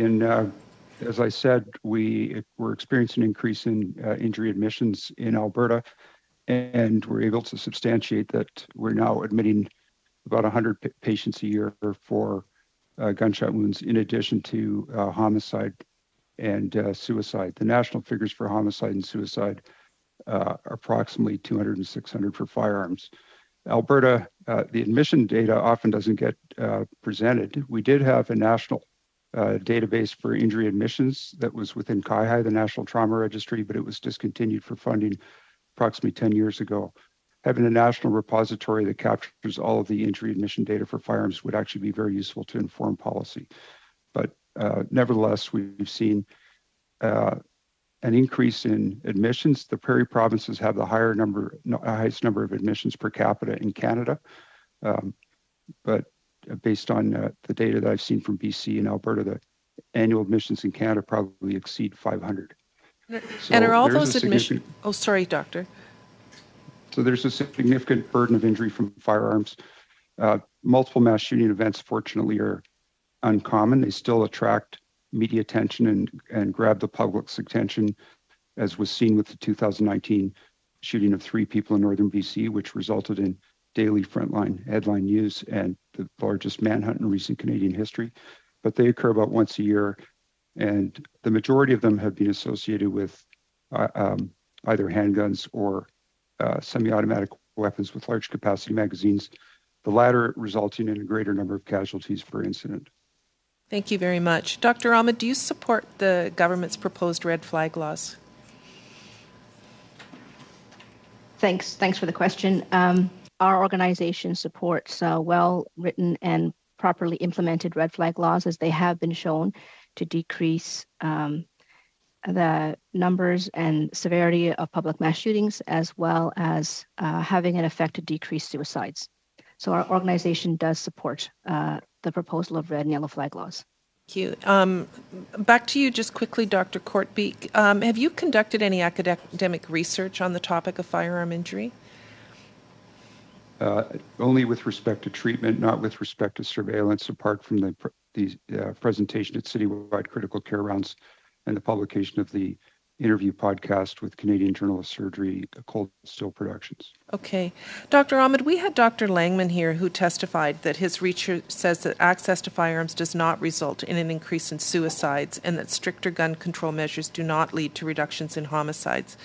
Do you agree with his work? Are you familiar with it? And I wonder if you could elaborate on that a little bit. Thank you. Great question, Ms. Damoff. I'll hand over to Dr. Dare, who's prepared the answer. Thank you. So, as with any field of study, there are varied opinions and perspectives on the data, and there are some lone wolves in this area of research, no question. But the consensus within the scientific community internationally is comprehensive firearm laws save lives. Within the context of Canada, measuring the impact of gun laws, one of the challenges we do have is that we don't disaggregate data, and it makes it very difficult to study this problem. And we should also be very wary of drawing any sweeping conclusions. That said, there have been some Canadian papers looking at major gun control changes in the late 1970s and in 1995 that are considered to be methodologically sound and do show reductions in homicides and suicides. I would really note and caution this committee and the references it draws to a couple of the Canadian studies that have come before the committee most recently. They ask very important and relevant questions, but there are major flaws in the design, analysis, and reporting of the results. And we will be submitting a more thorough statistical assessment based on input from independent academics and biostatisticians across North America, including in leading universities such as Johns Hopkins, Harvard, and Toronto, to both the journal and this committee. The method used in the 2023 and the 2020 paper looking at Canadian legislation by the sole author called Difference and Differences cannot be applied to a single population exposed to the same legislation. It chooses the incorrect control group, and it is highly selective in which laws it chooses to include and how it divides time periods up. I would also like to acknowledge that not all peer reviewers are created equal and not all journals are created equal. PLOS One, where these studies have been published, do not rank in the top 5,000 scientific peer-reviewed journals currently. I do publish on firearm mortality surveillance around the world, and my work has been published in the Lancet Public Health, which is the world's leading public health journal. Thank you very much. Ms. Damoff, if I could just add one comment. I've read that paper, and Dr. Dare's done an excellent analysis of it as well, but I would urge anyone to read that paper, and particularly the discussion in which the author himself documents and acknowledges the many, many, many, many limitations of that study. Thank you very much. We have to go now to our next panelist, Madame Michaud. Allez-y, s'il vous plaît, 5 minutes. Ms. Michaud, you have 5 minutes. Thank you, Mr. Chair. Thank you to the witnesses for your presence today. It's very much appreciated. Ladies from the Canadian Doctors for Protection from Guns, you explained to us, you talked to us about some traumatic events, and you wouldn't have to advocate for better firearm control, but you chose to, so thank you for that. In the letter from December, you talked about disinformation and tactics that were used by the firearm lobby in order to show certain firearms that would be included or not in the amendments to the legislation. And when we break it all down, we find out that it's not true. Most firearms that were on social media, it was said, here is a firearm that the government wants to prohibit, but that's not true. We found out that it was a similar model, but not that one. You yourselves experienced some of these tactics, Dr. Ahmed. In 2019, I found out that you received 70 complaints presented by a firearm organization. I'd like you to talk to us about that experience. Do you think that this type of tactic can hurt the debate that we're having currently and hurt adopting legislation for better firearm control? Thank you for the question. Yes, you correctly point out that when we first started this work, I was personally targeted by members of the Canadian Coalition for Firearm Rights. 70 of their members, people who I had never met nor treated as a physician, made complaints to the regulatory body in Ontario called the College of Physician Surgeons of Ontario, alleging that my work in this area, my advocacy in this area was somehow unprofessional and that my license should be revoked. To practice medicine should be revoked. After a review of those complaints, the college concluded that those complaints were an abusive process, frivolous, and dismissed each and every one of them out of hand. And to answer the second part of your question, I would like to say that I believe these tactics are specifically used to intimidate and harass and quieten the other side.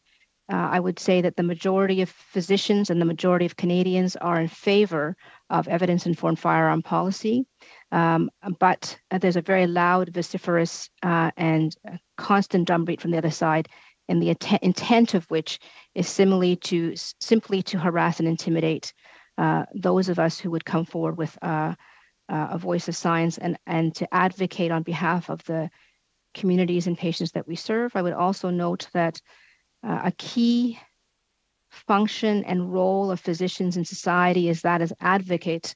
This has been true if you look at smoking legislation, seatbelt legislation, asbestos, safe water, all of those public health advances have in many cases been spearheaded and in all cases supported by physicians who have seen the results of poor legislation at the coalface, which is in our emergency departments, operating rooms, and in our hospitals.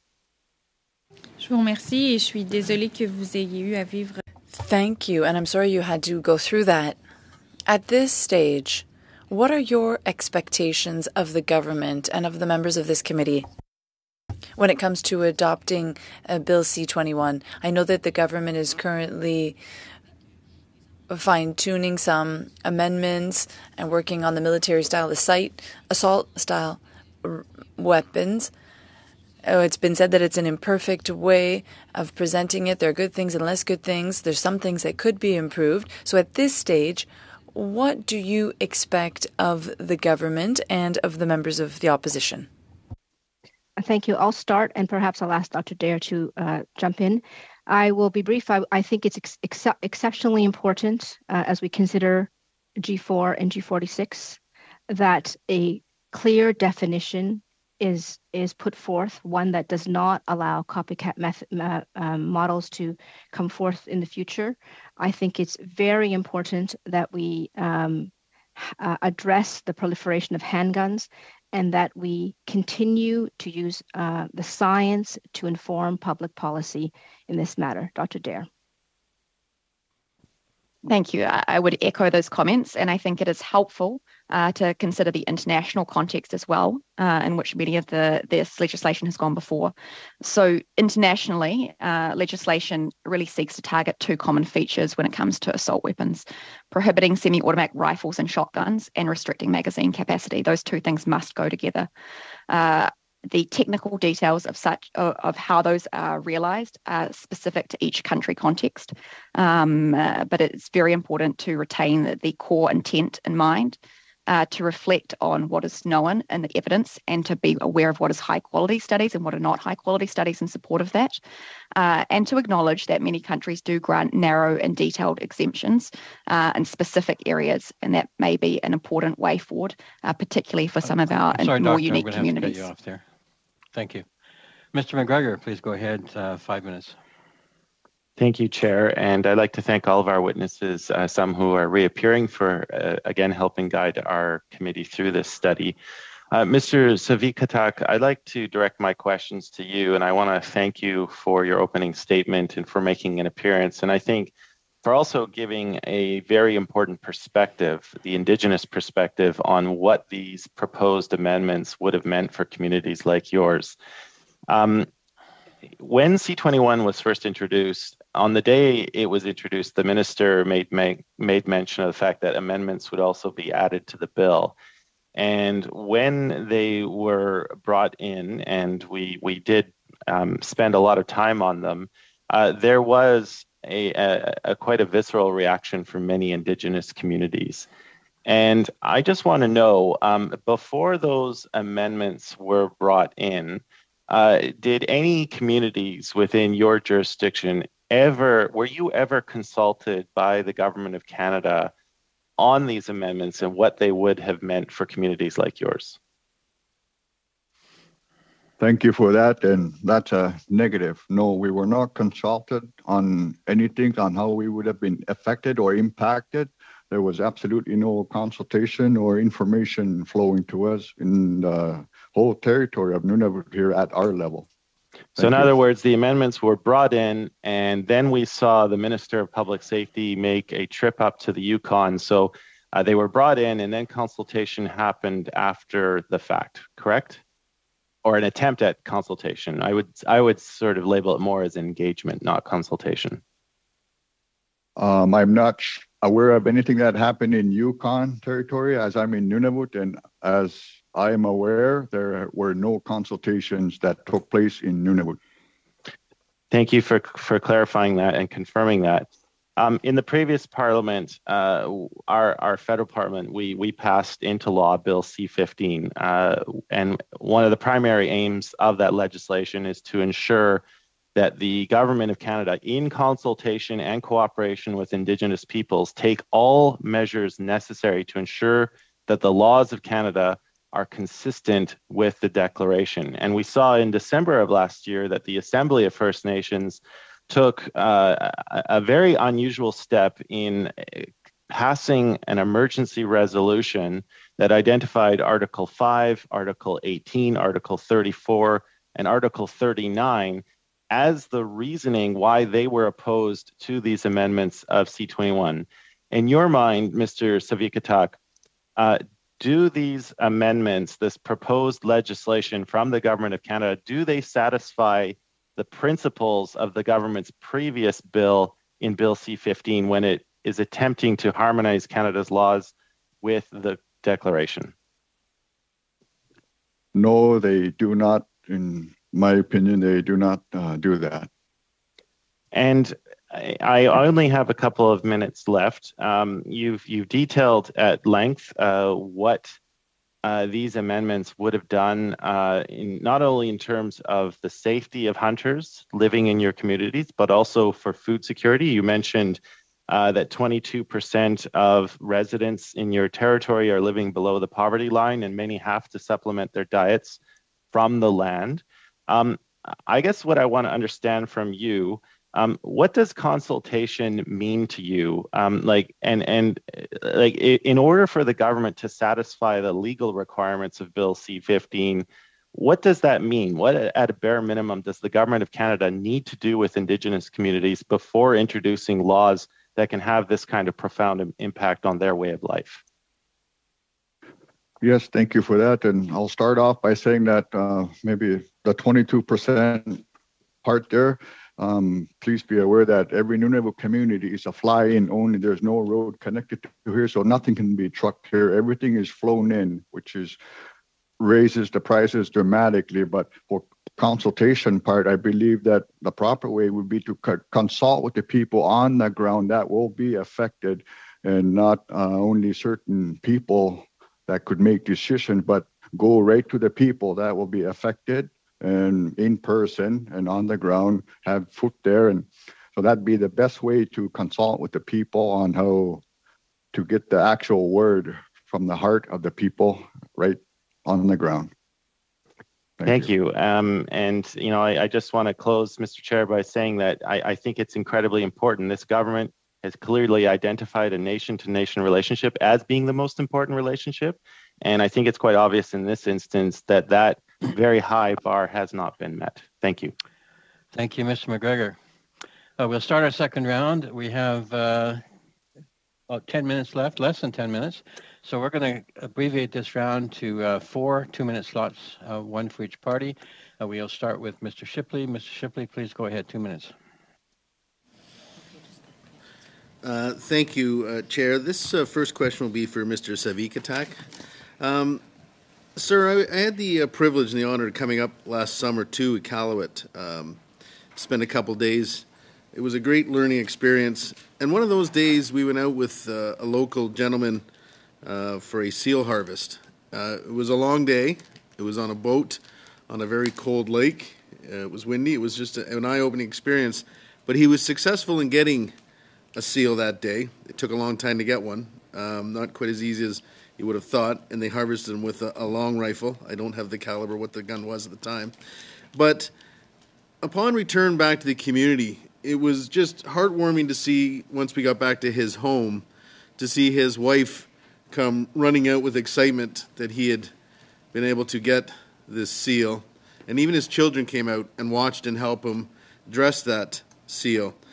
They were going to be using every single part of that seal for feeding their family, for even making mittens. Anything left over was going to go to the dogs that they had for the wintertime transportation.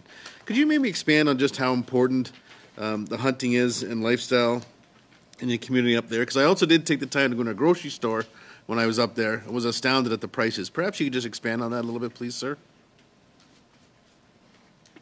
Yes, thank you very much. And well, I'd like to thank you for coming to Nunavut, and I encourage everyone that's here listening across the country and our nation here to come and see our beautiful territory. But hunting is so important. Like I said, we're so isolated. There's no roads connecting us. Everything is really expensive and flying only. So prices are expensive. We get some subsidies on certain types of food, but our main staple of diet is country food, which comes from the land and from the water, and that's very important to provide for people who are barely getting by. And many people, harvesters up here, help others in need. They go out for them, they get the food for them, and they deliver it to them right to the house of the elders or anyone that might be like a single mom or a single dad raising children. So that in that way, that's very important. It really helps. It's very healthy food, that all the country food that we get from using these firearms to provide for everyone and fight food security, which is quite a serious issue up here in Nunavut. Thank you. Thank you, sir. Thank you, Mr. Shipley. We go now to Mr. Noormohamed. Go ahead, please, sir. 2 minutes. Thank you, Mr. Chair. I don't have a lot of time, so I just wanted to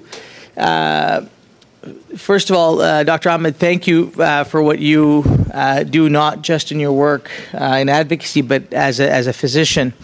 And, I guess what I wanted to clear up a little bit is, there was, I think, some attempt to somehow imply that because you've met with the government that somehow you are either you have undue influence over us or we have undue influence over you. And I think it's also important to note that members of the opposition, many of whom will make these claims, have met with the gun lobby numerous times in the last few months. So, I think this is an important point for us to make. And I want to clarify a couple of things. Do you get paid to do the advocacy work that you do? Thanks for the question. No, none of us receive any salary or in-kind support for the work that we do. So why would you do this? Why do this? Why put yourself through this? Part of being a complete physician is advocating for the communities that we serve. I'm a trauma surgeon, and the patients that I primarily treat in my trauma practice, many of them are injured by gun violence. And the evidence, the overwhelming scientific evidence shows that a multi-pronged approach is required, including legislative action. And I'm not the only one. Our organization has over 1,000 members. Our position statement is endorsed by 16 medical organizations, nursing groups, and women's groups, all of them who believe in the work that we're doing and comprise tens of thousands of members who also advocate for the health of the patients that they serve. Well, thank you very much. I wish my colleagues across had heard your answer, because I think it's a very powerful testament to the important work that all of you do. And I want to thank you for taking the time to do what you do, and also to care for the patients that you do. And I can't imagine the impact that it has on all of you in the work that you do. So thank you very much. Thank you, Mr. Noormohamed. On y va maintenant, Madame Michaud. Madame Michaud, allez-y, s'il vous plaît. Now over to Ms. Michaud. 2 minutes. Thank you, Mr. Chair. Mr. Kortbeek, I have a question for you. In the letter, in the open letter that you published, along with the other members here in December, you said that it is quite possible to have legislation similar to C-21 that preserves hunting practices. You mentioned other countries where this happens just fine: New Zealand, Australia, Norway, the UK, and other countries.